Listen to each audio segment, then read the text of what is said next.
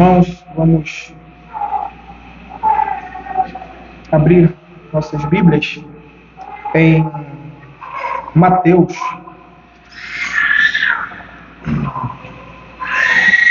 Mateus capítulo 5.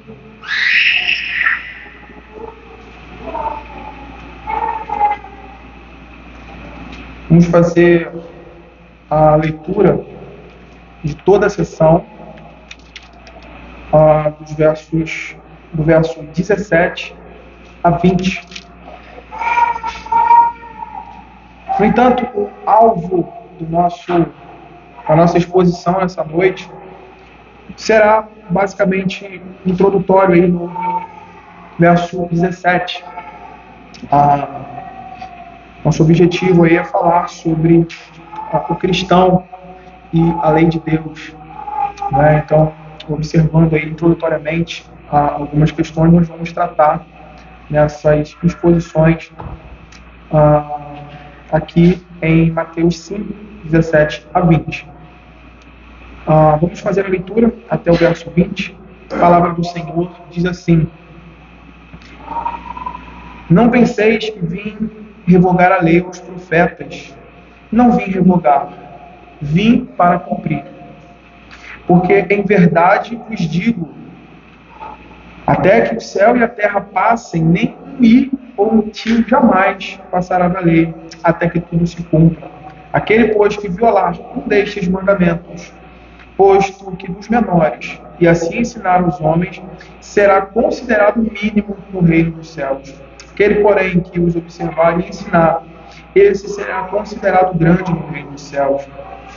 Porque eu vos digo que se a vossa justiça não exceder em muito a dos escribas e fariseus, jamais entrareis no reino dos céus. Vamos orar ao Senhor. Pai Santo, nós te pedimos agora nesse momento, Pai, que o Senhor nos fale por tua palavra, que o Senhor instrua a tua igreja, que o Senhor nos edifique, nos exorte e nos console por meio da exposição da tua palavra. Pedimos a ajuda do teu Espírito, Pai, em nossas limitações, em nossas dificuldades, em nossas fraquezas. Que o teu Espírito, Pai, esteja com graça, triunfando sobre cada uma delas, superando as nossas limitações e trazendo, Pai, o entendimento da tua palavra, o entendimento para a vida, o entendimento que traga a nós, ó Deus, o entendimento da tua verdade, da tua palavra, para que, a entendendo, possamos, com a ajuda do teu Espírito, aplicá-la em nossas vidas para um viver santo e piedoso, que te glorifique e te honre nesse mundo. Abençoa-nos, Pai, abra-nos o entendimento e fale com o teu povo. Assim oramos e contamos com a ajuda do Senhor. Amém. Irmãos, nós estamos falando, ou nós falamos aí anteriormente sobre as bem-aventuranças. Tratamos aí sobre cada bem-aventurança. Depois, na última curta série que tivemos aí de 4 exposições, nós tratamos aí do que vem em seguida, sobre o Senhor Jesus trazendo essa realidade diante dos discípulos. Vós sois o sal da terra e a luz do mundo, e as implicações disso na vida cristã. E esses versos aqui, esses versículos aqui, apesar de serem a continuação do sermão do monte, né, do que Jesus dissera antes, ele marca aqui o começo de uma nova sessão do Sermão do Monte. Tá? Em primeiro lugar, então, só recapitulando de forma bem breve, nas bem-aventuranças, nós vimos a descrição do caráter cristão. E isso a partir da sua união com Cristo. Né? E como cada virtude dele, do cristão unido a Cristo, deve expressar a vida bem-aventurada, ou seja, aquela vida feliz, comum aos súditos do reino de Deus, aqueles que estão em Cristo Jesus. E nos versos seguintes aos das bem-aventuranças, verso 13 a 16, nós vimos a aplicação das descrições anteriores. Ou seja, como o cristão, sendo possuidor daquelas virtudes oriundas da sua união com Cristo, eles devem viver no mundo. E aí nós falamos a respeito do propósito e função do homem bem-aventurado vivendo em um mundo caído, sendo sal da terra e luz do mundo. A gente trabalhou a ideia do sal da terra como esse elemento, esse fator de preservação, que traz o sabor, que dá gosto e tudo mais. E luz trazendo a revelação, mostrando, apontando para a revelação, para o próprio evangelho em si. Então nós vimos essa realidade. E a próxima questão, então, que envolve o texto que nós vamos expor e a sequência do Sermão do Monte, a próxima questão que surge é como isso deve ser feito. Né? Como isso, então, deve ser feito, como nós, como cristãos, possuidores dessas virtudes, unidos a Cristo, conhecendo o nosso propósito e função no mundo, devemos, então, viver, né, e caminhar nesse mundo. E aí, é interessante, introdutoriamente aqui, que é o nosso objetivo, antes de avançarmos na exposição propriamente dita aí do verso 17, darmos como que um passo atrás e olharmos como que por uma foto panorâmica. Não sei se vocês já passaram por isso, já tiveram que ver alguma coisa que às vezes você olhando diretamente você não consegue ter a dimensão de quantas ou da proporção do que está ali. Né? Então, é interessante darmos como que esse passo atrás a fim de como que nessa foto panorâmica ou mais ampla vermos como aquele que está construindo uma casa ou está vendo uma planta, ele sai, ele olha aquela planta de cima e ele consegue ver a estrutura, o quarto, tendo a ideia do que está em cada seção, em cada ponto ali. Para que então, fazendo isso, nós tenhamos uma boa visão dos temas e subtemas que o Senhor ele trará, ou ele estará tratando no seu sermão daí por diante. E fazendo isso, nós conseguimos perceber que daqui em diante o assunto ou o grande tema do Sermão do Monte, exposto sob vários ângulos, nós vamos ver isso, até Mateus 7,14, é basicamente esse: o tipo de vida reta que o crente deve viver. Então, o grande tema que envolve o restante do Sermão do Monte, aí até o capítulo 7, verso 14, está contido dentro dessa realidade, esse tipo de vida que o crente deve viver, vida reta, expressando o caráter de Cristo, expressando aquilo que Cristo fez e lhe aplicou, como nós vimos hoje pela manhã.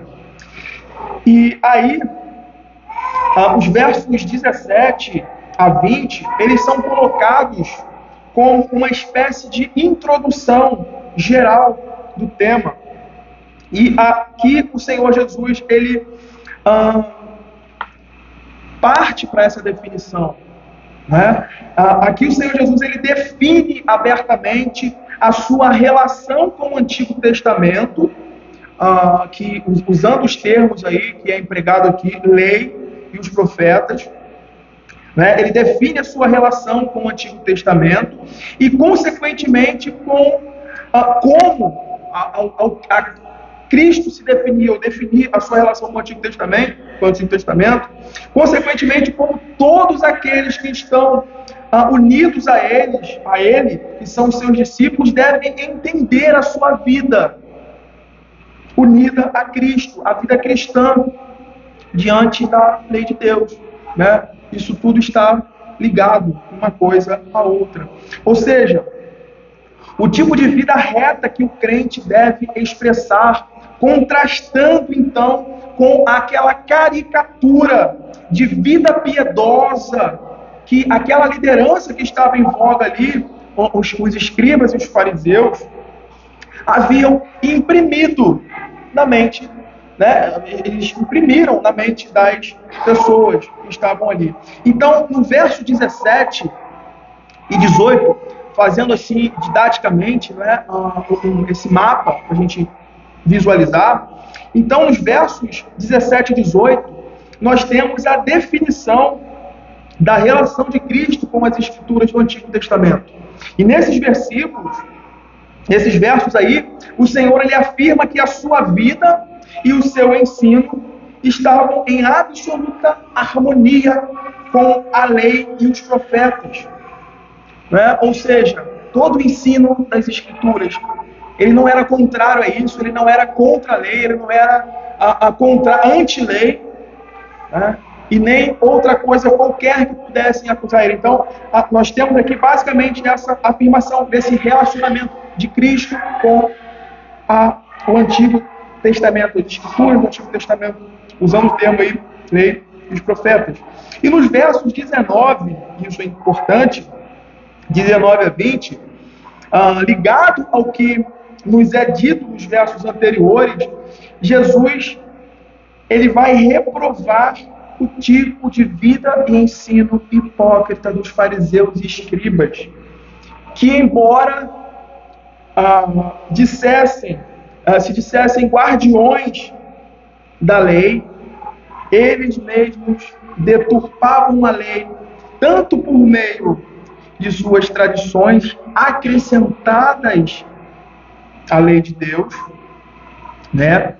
Como por intermédio de uma vida falsa, uma vida hipócrita diante da lei de Deus, mas que com toda aquela casca religiosa, bela, bonita aos olhos, mas que de fato eles estavam negando ou pervertendo isso, tanto na sua vida quanto no ensino da lei, das Escrituras do Antigo Testamento.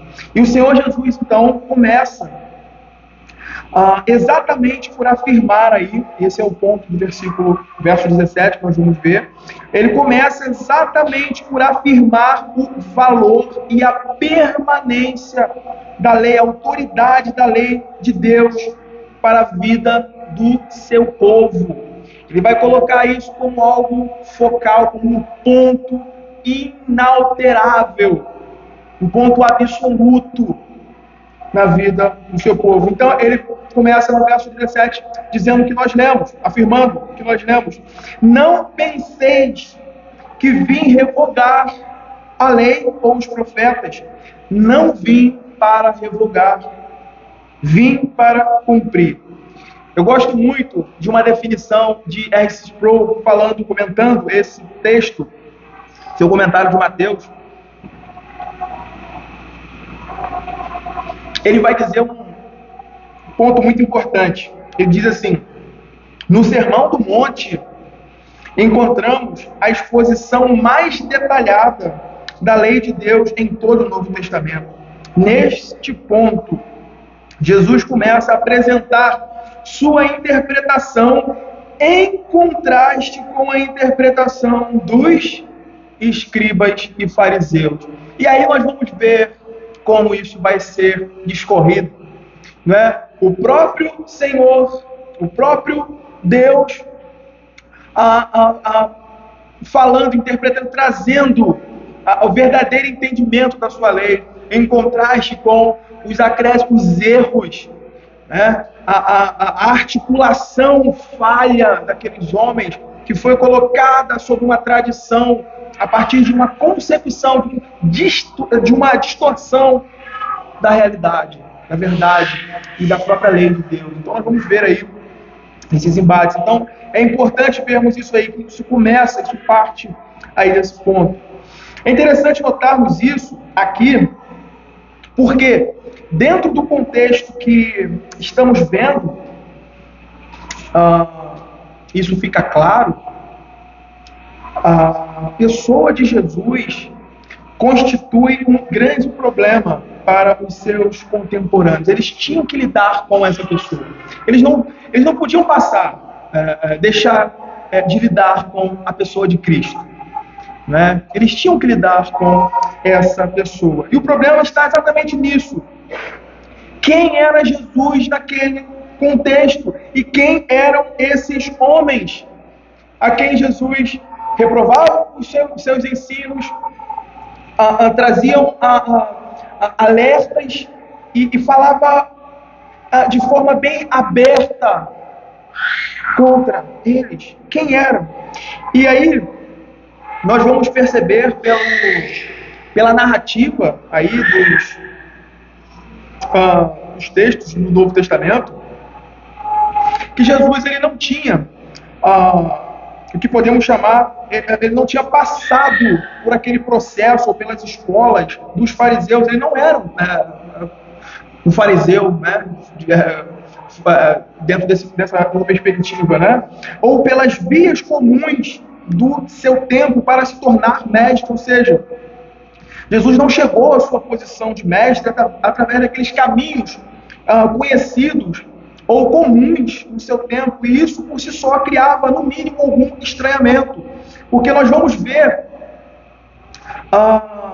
o Senhor Jesus confrontando, reprovando, não somente o ensino desses homens, dos fariseus e dos escribas, mas também o seu modo de vida. E aí vem a questão: quem eram esses homens a quem Jesus estava reprovando ou estava confrontando seus ensinos e o seu modo de vida? Eles eram aqueles líderes reconhecidos e mestres religiosos. E toda a nação, todas as pessoas estavam ali preparadas ou dispostas a atender tudo aquilo que eles ensinavam, tudo aquilo que eles dissessem. Isto é, esses homens eram aquelas pessoas notáveis da nação, aquelas pessoas dentro do sentido autorizadas e notáveis dentro da nação. E a figura que vamos ver então nas linhas do Novo Testamento é essa. De repente surge em cena um homem estranho àquelas escolas de líderes, ou aquela escola comum, né? Um homem que não apenas ensinava com autoridade, mas que também denunciava o ensino autorizado daquela liderança religiosa. E aqui está a questão. Aqui está a questão. Os fariseus e os escribas, eles eram esses homens que reivindicavam ser os verdadeiros defensores e expositores das Sagradas Escrituras. Não é? Eles eram esses homens que reivindicavam isso. E mesmo que eles deturpassem as Escrituras, né? Mesmo que eles distorcessem, como distorceram, né? E distorciam as Escrituras, eles arrogavam isso, né? Mesmo que eles andassem, vivessem ensinando o contrário a ela, eles ainda queriam permanecer como autoridades legais sobre a casa de Deus, né? Então a gente vai perceber o confrontamento do Senhor Jesus quanto a isso. Abra Mateus 23, versos 1 e 2.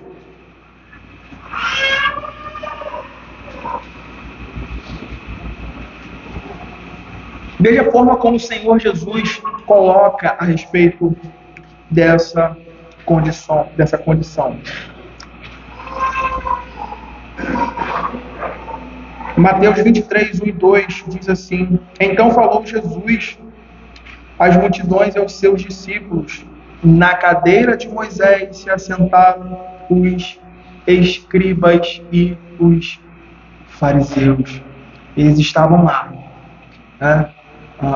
Ainda que eles deturpassem, distorcessem o verdadeiro ensino e o sentido da lei e dos profetas, da Escritura do Antigo Testamento, eles ainda se achavam no direito, na autoridade da casa ou do povo de Deus.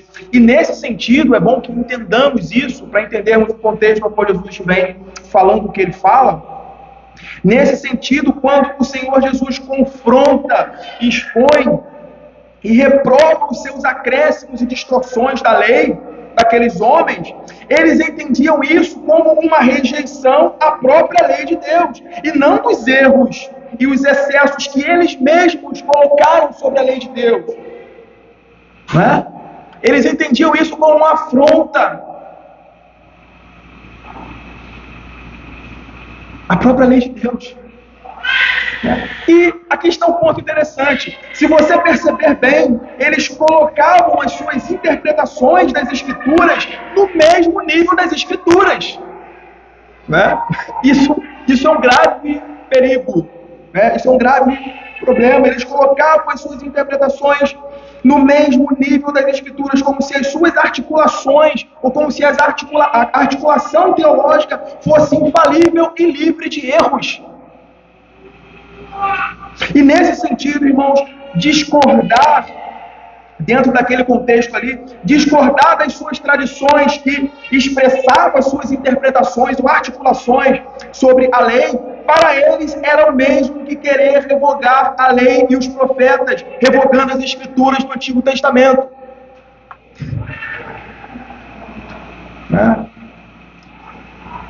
Dentro dessa construção, é basicamente isso que nós vemos. Então, aqui, o Senhor começa por afirmar o caráter irrevogável e absoluto da lei de Deus e a sua relação com ela. Jesus aqui, ele estabelece um princípio sobre o qual a igreja deve permanecer, que é sob a autoridade das Escrituras. Nomeadas aqui nesse texto, em alguns outros textos do Novo Testamento, como lei e os profetas. Então, aqui o Senhor Jesus, ele vai estabelecer esses princípios, ou princípios sobre o qual a sua igreja deve permanecer, que é sob a autoridade das Escrituras.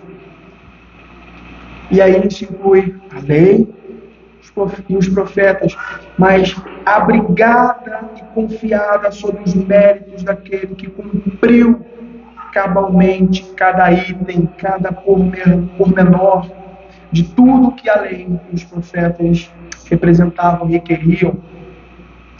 Né? Então, eu queria gastar um tempo aqui, né, tratando sobre isso, porque isso é muito importante. Né? Isso é muito importante. Existe uma tendência muito forte por parte de muitos crentes de olharem para esse texto unidos a alguns outros textos do Novo Testamento, como por exemplo Romanos, se não me engano, Romanos 6, e entenderem que Cristo anulou ou de alguma forma cancelou os princípios morais da lei de Deus. Né?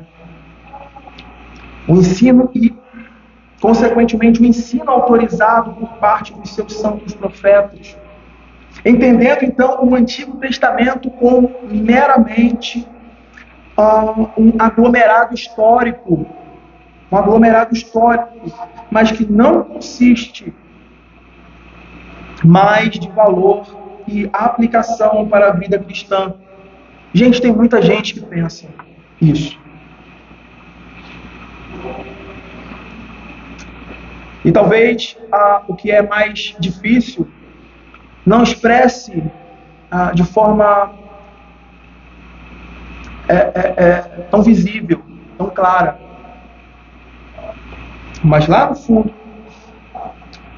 o pressuposto que se tem, a ideia que se tem, a fé que se nutre, é partindo dessa pressuposição. E um ponto que precisamos entender sobre a lei é esse: Deus não nos salva removendo e abolindo a sua lei como se ela fosse um problema em si. Ele nos salva cumprindo a lei por nós, por meio do seu Filho. E o ponto do que está sendo tratado aqui é exatamente esse: a lei é absoluta e eterna. A lei de Deus é absoluta e eterna Paulo vai falar lá em Romanos, abre Romanos 7, verso 12.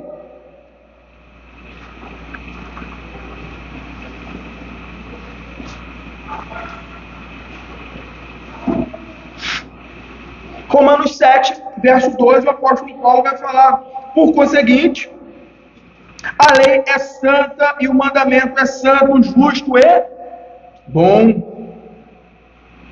Portanto, o ponto a ser estabelecido aqui é esse. Por isso que eu falei que eu queria gastar um tempo entre esse ponto aqui. A lei permanece. E nós devemos entender isso, que todos os que são salvos o são pelo pleno cumprimento da lei que Cristo cumpriu perfeitamente. Ninguém que é salvo porque Deus um belo dia olhou e falou assim: eu vou perdoar esse povo, então peraí, deixa eu pegar a lei aqui, vou rasgar. E se Deus fizesse isso, Ele poderia juntar todos os outros atributos da sua pessoa e também rasgar junto. Isso não existe. Então o ponto é esse: se alguém é salvo pelo pleno cumprimento da lei que Cristo cumpriu perfeitamente, ou seja, o seu cumprimento é única e exclusiva, o seu cumprimento é única e exclusivamente dependente de Cristo. É única e exclusivamente dependente de Cristo. E é muito bom o que João Calvino ele fala sobre isso. João Calvino elucida que, uma vez que estamos em Cristo, a parte que é removida da lei é a maldição procedente de sua quebra. Ele afirma que a revogação de forma alguma se aplica aos preceitos que nos ensinam a maneira correta de vivermos bem, pois Cristo afirma e sanciona os mesmos e não permite que sejam revogados. É importante falarmos sobre isso porque isso pode estar de alguma forma mesclada à fé cristã, ao pensamento de alguns cristãos, que é a ideia do antinomismo e suas variações. O antinomismo ele significa literalmente anti-lei. E às vezes, esse texto que nós estamos expondo aqui, o verso 17, é usado erroneamente, distorcidamente, para tratar certas questões a respeito. E aí, eu lendo o comentário de Sproul, falando sobre isso, ele narra ali algo muito curioso. E a gente tira por quem é falando, Esse Sproul subentende alguém que convida alguém dessa linha, reformada, para pregar na sua igreja, normalmente segue uma linha reformada, ou alguém que compreende a fé reformada. E é interessante, porque ele narra ali que ele foi convidado a pregar numa determinada igreja, ele vai, depois que ele prega, ele sai de lá, eles levam ele para uma casa de alguns irmãos, e chegando lá, eles apagam as luzes e todos começam a orar, desligam a luz e em seguida todos se ajoelham e começam a orar para familiares mortos, invocando-os. E aí, a resposta dele é muito interessante e vai ilustrar isso aqui que a gente está vendo.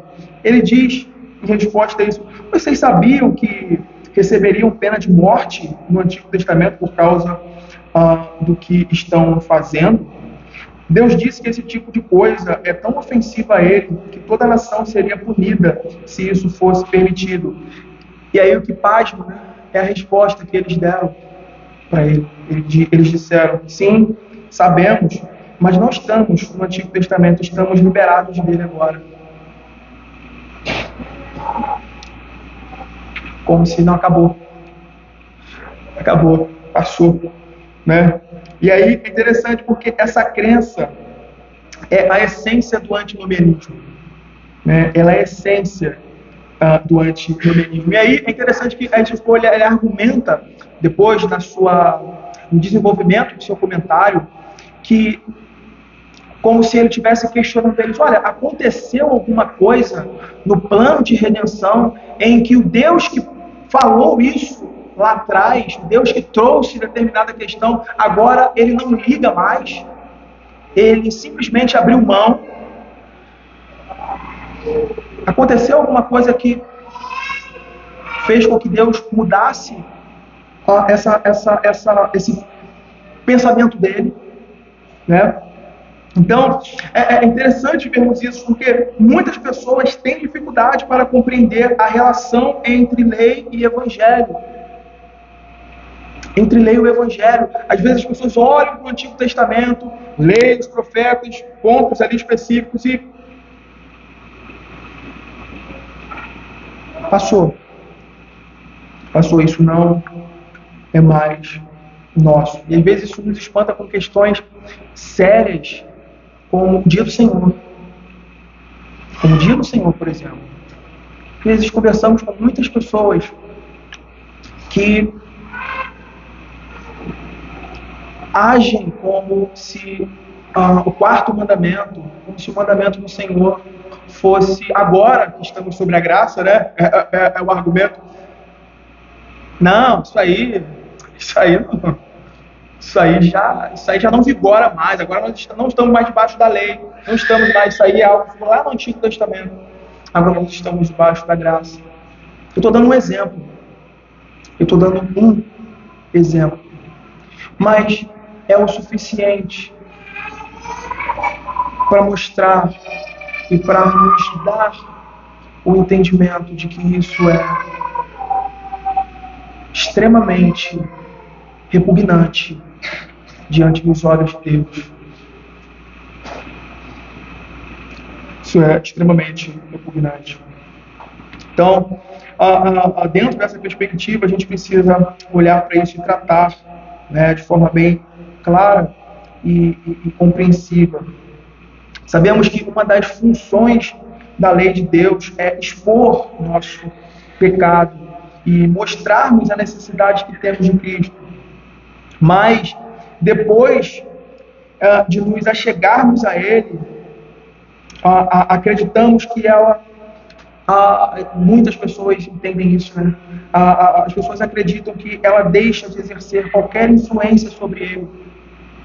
Né? Como se ela perdesse, fosse cancelada.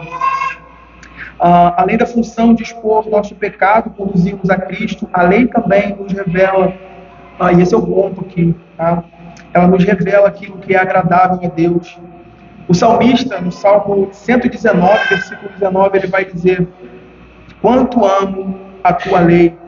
Então, quando Cristo afirma aqui no verso 17, o caráter do seu relacionamento com a lei, que é de cumprimento pleno, ele está afirmando um valor, entenda isso, ele está afirmando o valor e a permanência dela para a vida dos que estão unidos a Ele.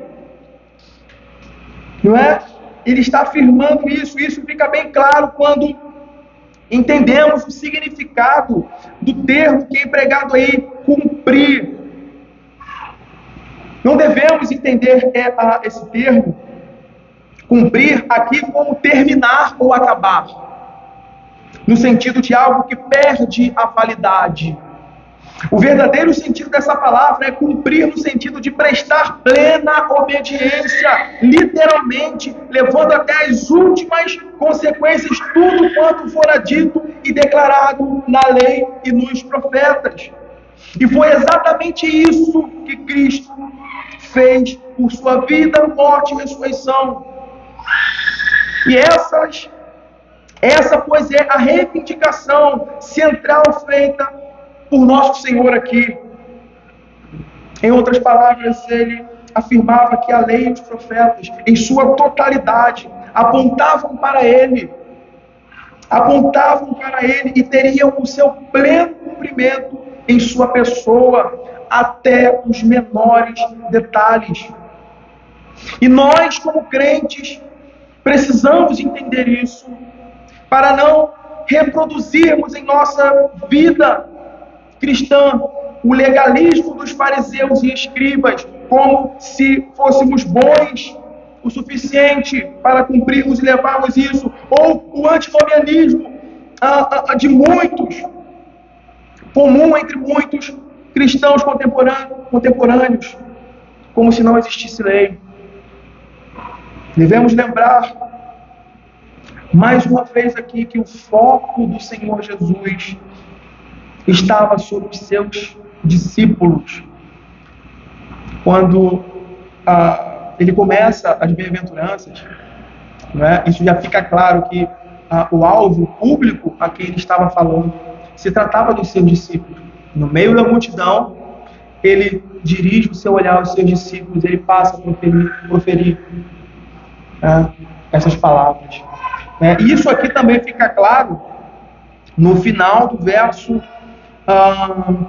no último verso, né, verso 20, porque ele vai, no meio de tudo que ele está dizendo, ele vai fazer esse contraste, né, entre o que ele está dizendo e essa realidade para quem ele está dirigindo.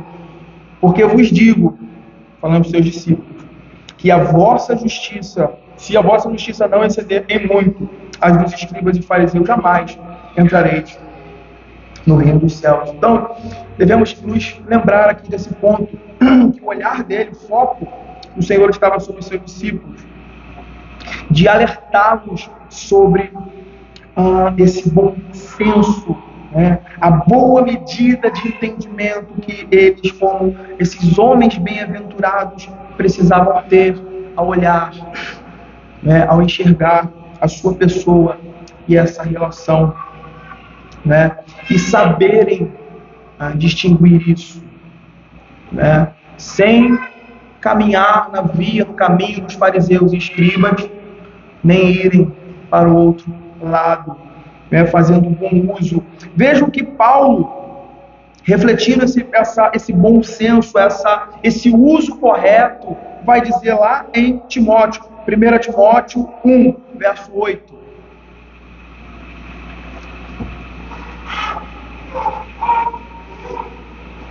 Primeira carta de Paulo a Timóteo 1, verso 8.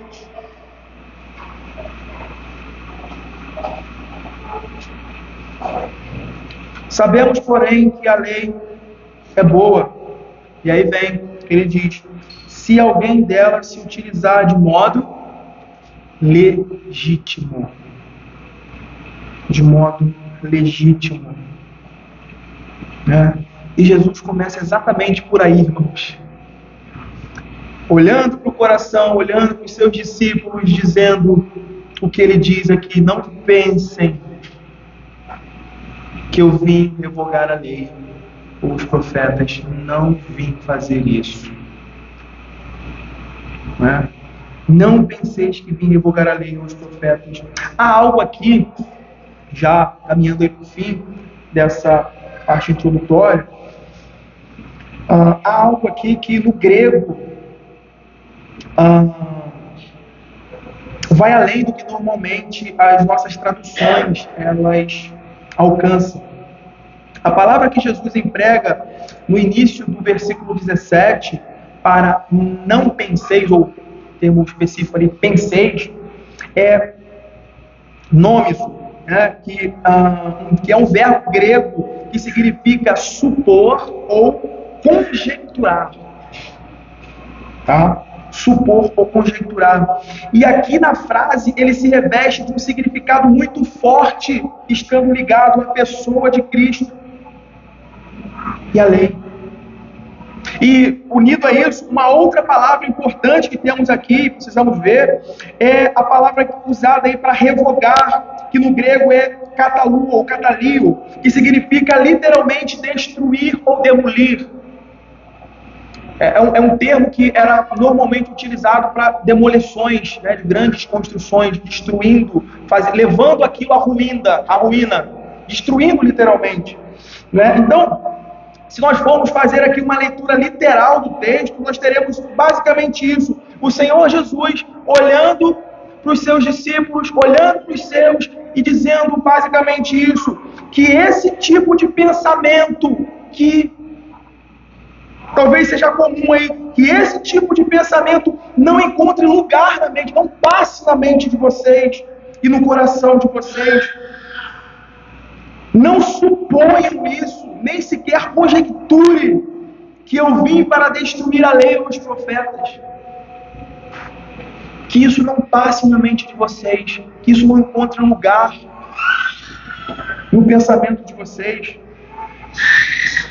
Então, o verso 17, irmãos, se encontra, ou se concentra exatamente nisso, em firmar a disposição do coração dos discípulos na pessoa e obra de Cristo. Na pessoa e obra de Cristo. E esse deve ser... a gente conversou, a gente comentou isso pela manhã, né? Às vezes isso se torna um desafio, às vezes, né? Pela nossa natureza, pela nossa condição, né? Que é confiar, que é lançar os nossos olhos em Cristo, lançar a nossa confiança em Cristo e depositar nele, somente nele, toda a nossa fé e esperança. Irmãos, que o nosso coração repouse sobre o nosso Senhor, que o nosso coração esteja fincado nessas realidades que nós estamos vendo aqui, de que tudo que temos no Antigo Testamento, todos os símbolos, todos os tipos, tudo aquilo que vinha no Antigo Testamento, estava apontando para Ele, e Ele é o cumprimento. Ele veio justamente para cumprir tudo. E aí, concluindo, a gente, olhando para trás, né, olhando para a nossa própria história, a gente vai perceber que em cada geração cristã, né, sempre houve aqueles que não conseguiam acomodar-se à atitude de Cristo para com a lei, entendendo essa relação de Cristo e a lei, e como nós estamos em Cristo, como nós devemos então nos portarmos, como nós devemos conduzir as nossas vidas estando em Cristo, estando unidos a Cristo. Sempre existiu, eu creio que é do conhecimento dos irmãos, ou de muitos aqui, o famoso herege do segundo século, chamado Marcion, que reescreveu o Novo Testamento e eliminando ali as referências que este faz do Velho Testamento, e naturalmente ele apagou essa passagem. Naturalmente ele... A gente tem que tirar lá, porque o que vale é aquilo. Né? E alguns dos seus discípulos foram ainda mais adiante, foram mais longe. Eles atreveram-se aí até a inverter o seu significado, mudando os verbos, de modo que a sentença não mais fosse a que nós temos aqui, mas passasse a dizer o seguinte: eu vim não para cumprir a lei e os profetas, mas para aboli-los.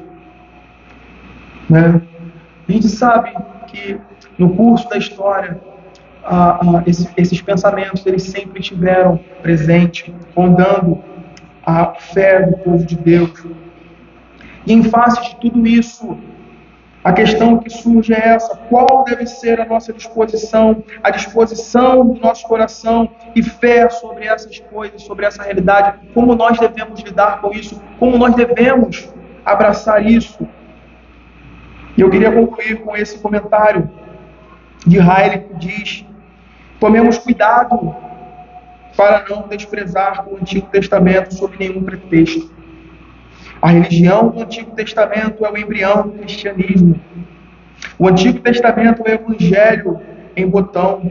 O Novo Testamento é o Evangelho aberto em flor. O Antigo Testamento é o Evangelho brotando. O Novo Testamento é o Evangelho já em espiga formada. Os santos do Antigo Testamento enxergaram muitas coisas como que por um espelho obscuramente, porém todos contemplavam pela fé o mesmo Salvador e foram guiados pelo mesmo Espírito Santo que hoje nos guia. Cristo, então, se apresenta aqui diante dos olhos dos seus discípulos, afirmando e trazendo essa clara resolução que Ele é o sim e o amém de tudo aquilo que foi dito a respeito dele no Antigo Testamento. Ele é o sim e o amém. Ele é aquele prometido, aquele que cumpre tudo que é requerido do seu povo, do povo de Deus. A presença dele ali representa o cumprimento das promessas de Deus, sua fidelidade, amor e bondade.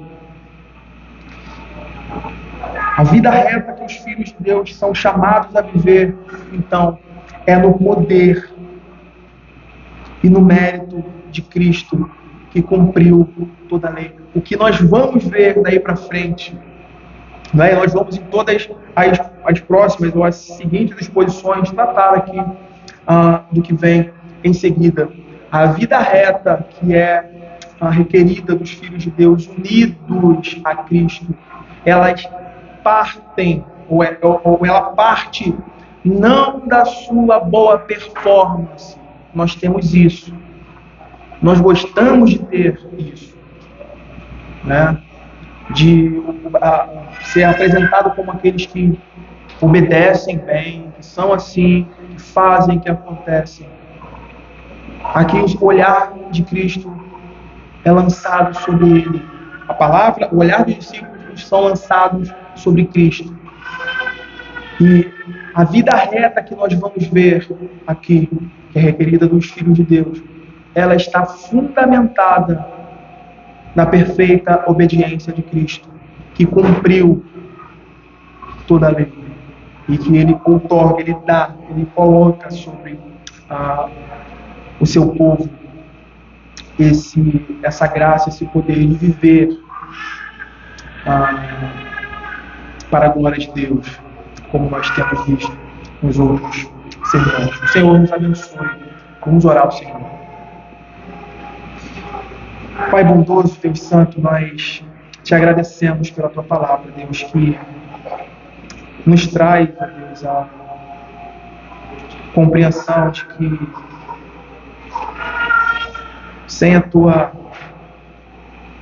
perfeita obediência, sem a sua retidão, sem o cumprimento de tudo aquilo que nos era requerido, certamente, ó Pai, nós estaríamos perdidos. E o que é pior, Pai, às vezes estaríamos iludidos, enganados, como muitos fariseus e escribas estavam, como se eles estivessem, como se nós estivéssemos, ó Pai, bem ou em paz com o Senhor, por apenas conhecer a lei, ou conhecer a tua palavra. Obrigado, Deus, porque o Senhor cumpriu, o Senhor obedeceu cabalmente, e o Senhor, ó Pai, nos aplica os méritos da tua obra, de forma que somos aceitos diante de ti. Somos aceitos diante de ti. E nós te agradecemos por isso, Pai. Que o Senhor continue a produzir, a trabalhar em nós, Pai, esse entendimento, amando a tua lei, amando, ó Pai, esse caráter da tua lei que é irrevogável, sabendo que Cristo cumpriu totalmente e que nós estamos sob a lei de Cristo, estamos debaixo do mérito e da obra de Cristo. Nós não praticamos, nós não esperamos cumprir a lei do nosso próprio mérito, Pai, para que então sejamos salvos, mas nós olhamos para Cristo e o reconhecemos como aquele que fez isso por nós. Te louvamos, Pai, por tudo isso. Em nome de Cristo Jesus. Amém.